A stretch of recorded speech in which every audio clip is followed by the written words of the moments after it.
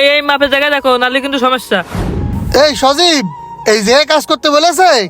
আরে ভাই, আপনি 2 দিন আগে না দেশে গেলেন, আবার কিরাম চলে আসলেন? আর বলিস না ভাই, নিজের বাড়ি যদি কবরস্থান বা শ্মশান ঘাট হয়, সেই বাড়িতে কি কোনো মানুষ বসবাস করতে পারে? বাবা আমার একটুখানি পানি দিয়ে দিন, আমার গলা বুক শুকিয়ে গেছে। তুমি তো খুব জ্বালাতন শুরু করতে চাও, শুধু পারো হাতে, আর আমাকে কিভাবে জ্বালাতে হবে এইটাই। তোমার যে বারে বলতেছে তোমার মাঝের ছেলেরা বন্ধু বলতে টাকা পাঠাতে, তুমি এই কথা বলেছো একবারও? তোরা যে বারবার করছিস টাকা আনো টাকা আনো, টাকা আইনি তোকে দিচ্ছি, তা তোরা তো আমার কাছে, আমার তো একবারও ডাক্তার কেন তোরা নিচ্ছিস না, একবারও তোরা আমার দেখলি না আমি মরে গেছি না বাইসি আছি। সে কথা তো তোমার কলামে, তোমার মেজর ছেলেরা বন্ধু কাও টাকা পাঠাতে, সে তো টাকা পাঠাচ্ছে না, তোমার চিকিৎসা করবো কি আমাকে গাড়ির টাকা দিয়ে? সেদিন কেরা শুনলাম আমার জন্য যে 5,000 টাকা পাঠাইলো বিদেশ থেকে, সেই 5,000 টাকা তোরা কি করলি? 5,000 টাকা পাঠাইছে, ও টাকা তো ভালো হিসাব রাখতেছো, আর 5,000 টাকায় কি হয়? তুমি যে খাও ওতে কয় টাকা খরচ হয় তুমি জানো? আর গত মাসে যে তোমার ডাক্তারের কাছে নিয়ে গেলাম, ওই জায়গায় কত টাকা খরচ হয় জানো? গত মাসেও টাকা পাঠাইছে, আগের মাসেও টাকা পাঠাইছে, তোরা তো আমার ডাক্তার খাইতে ওষুধ আনিয়েই দিলি না। তুমি কৈফিয়ত চাচ্ছাও আমার কাছে, থাকো আমার গাড়ির বরাবর, আমার কাছে কৈফিয়ত চাচ্ছাও?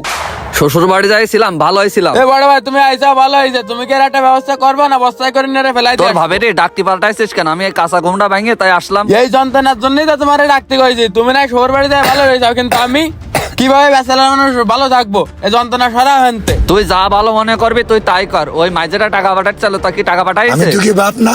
মাঝিটার দিদি তোরা তাকায় থাকলি কেন? জমি জায়গা বুই খেয়া তত্ত্ববিত্ত আমার সোনার সংসার সবকিছু এখন তুই রাতে তুলি দিস, তোরা এখন আমার দেখবি না কেন? তুমি তো সোনার সংসার কসাও, যে সময় মাঝেটার বিদেশ পাঠাইলে ওই যে 1.5 বিঘা জমি বেচলে, সে বেচে টাকা দিলে আমাকে, সে টাকার ভাগ কই? এই মে ভাই, তুমি টাকার হিসাব বাদ দাও, ওই জমির হিসাব করলে তো আমরা এখনো 4 বিঘা করে জমি পাবো। হিসাব করা বাদ দাও, আর আব্বা দৈনিক গন্ডমরা করতেছে, এসব কিটা পরিষ্কার করে রে? তুমি না ভাবেন না বাবার বাড়ি কি সব বাইসে গেছে? তুই তোর বাপেরা যা করবি কর, আমি শ্বশুর বাড়ি চলে যাচ্ছি। আয় হাই, এটা আমাকে বড় চাষা না?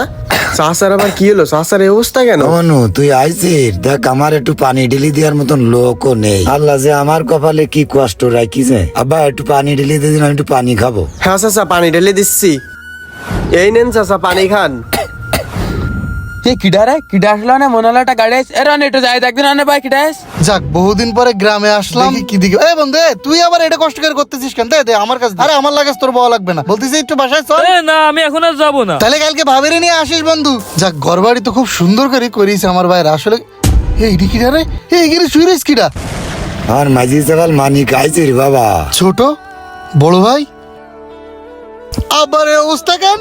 আর মাইজা ভাই কয় না, আব্বা শুধু কাছে পালঙ্গের মধ্যে আর ভালো লাগতেছে না, একটু বাইরে যাবে। বোঝাই তো, রোদে সব আব্বার শীতকাল আইছে, কলে একটু রোদে সব তাই এই জায়গায় নিয়ে আইছি। সূর্য ঘুরে গেছে তো এখনই ছায়া পড়বে না, তাই বাড়ির ভিতর নিয়ে আর চিন্তা ভাবনা করতেছি। আব্বা তোমার কথাই করছিল, গল্প করছিলাম তোমারে নিয়েই। ভাই প্রবাসে থাকি, তা বলে কি মনে করি?